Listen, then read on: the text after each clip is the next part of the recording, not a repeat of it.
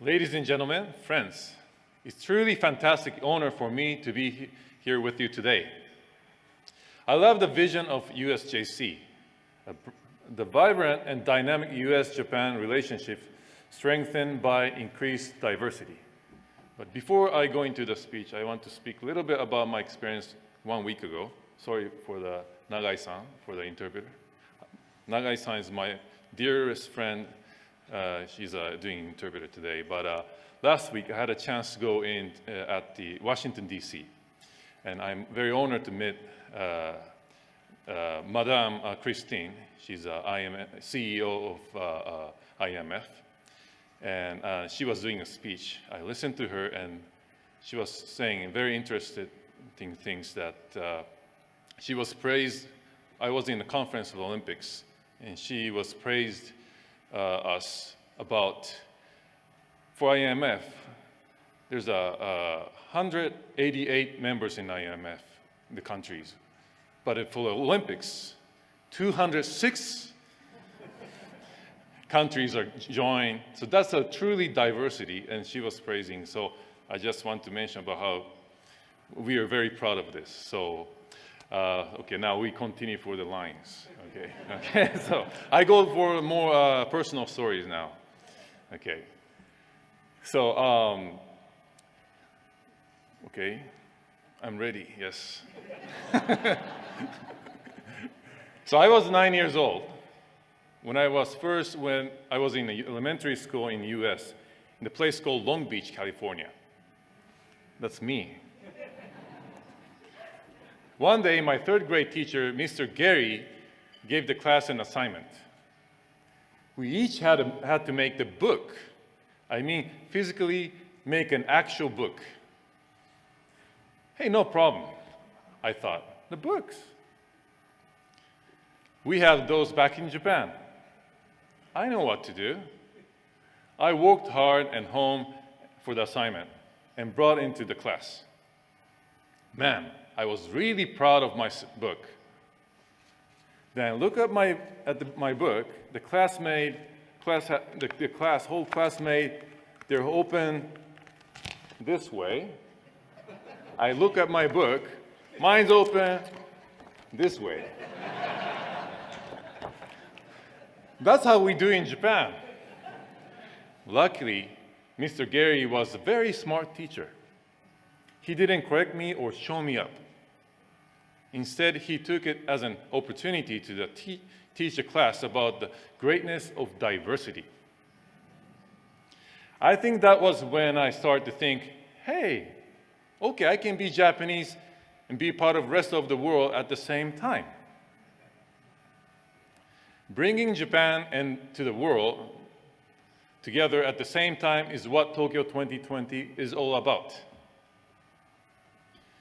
You know every single Olympic Games thinks that it's got something special going for it. I guess in 776 BC, when they held the first Games, they thought that one was pretty special, and it's been going on ever since. Rio 2016, I know, will be very special indeed.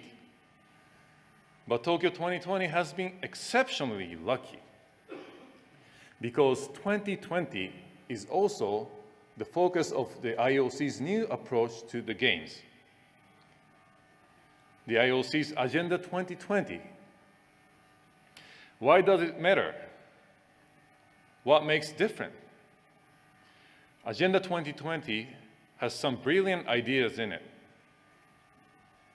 Ideas about making the Games less expensive. Ideas about making the Games more sustainable by reusing and upgrading some existing venue instead of usual way of going for a big, fancy investment in everything new. An idea about welcoming in new sports that will attract the next generation of world-class athletes. And we in Tokyo have a privilege and honor of being the place where all of that begins to happen. Now, there is downside to all this. I mean, we in Tokyo 2020 are on a steep learning curve. We have some problems, I freely admit. For example, with the new national stadium. But upside is incredible. Just a few weeks ago, we proposed 5 new sports to IOC for Tokyo 2020. Baseball, softball, karate, sports climbing, surfing, and skateboarding. It's all California sports. Wow. And I know you're in the bid for LA. The IOC will make its decision on these in August 2016. But you only need to think about some of those sports to see the innovation and tremendous opportunity. We really can use Tokyo 2020 to engage the next generations. I know how the Olympic Games can inspire kids. I remember the summer of 1984 like it happened yesterday. The LA Olympics. I was 9 years old. Every day I would go through the newspapers and magazines and cut out every pictures and article I can find on the Olympics. Yes, besides Olympics, there are also some clippings for the American football. I dream about this stuff. I treasure it. I treasure those clippings so much that guess what? I still keep them even today. I didn't have it here, sorry. Also, I still remember the pin badges. Not this one. Pin badges I collected at 1984 Olympics venue. You know those Olympics pins that people stick on their hats and clothes, and I got some pin badges from my father and tried to trade for the pin badges I liked the most. This is one of the greatest scenes you will see in the Olympic Games. People trade pin badges to promote Olympic culture exchange. The memories you get from great games stay with you for life. Indeed, they shape your life. Today, I remind you, leave just 1,717 days until the opening ceremony on Friday, July 24th, 2020. Yes. I know that 2020 Olympics will bring so many wonderful and enriching things for every generation. One of the things I learned as I travel the world is that very often it takes an outsider to show you your own country or city the way it really is. Let me tell you a story about Japanese hospitality through the experience of one of my American Olympic friend, true Japanese hospitality. Some of you might have heard of Ed Burke, a member of US Olympic team the last time we hosted the Games in 1964 Tokyo. Ed was a legendary athlete, but also my friend and mentor.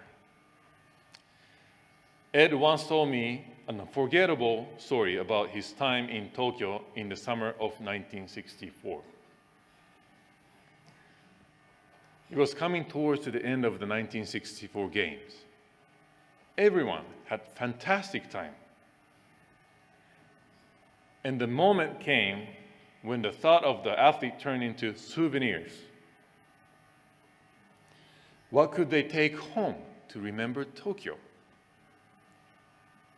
Ed had his heart set on something frankly illegal.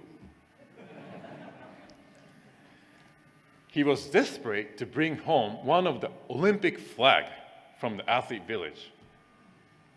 Well, he sneaked in with his friend and found one of the Olympic flags. But at the exact moment, there were some police around. Yeah. and they found Ed. Ed's friends had just enough time to stuff the flag down his pants. No disrespect. When very politely but firmly, the two of them were taken off to the police station and asked what they were up to.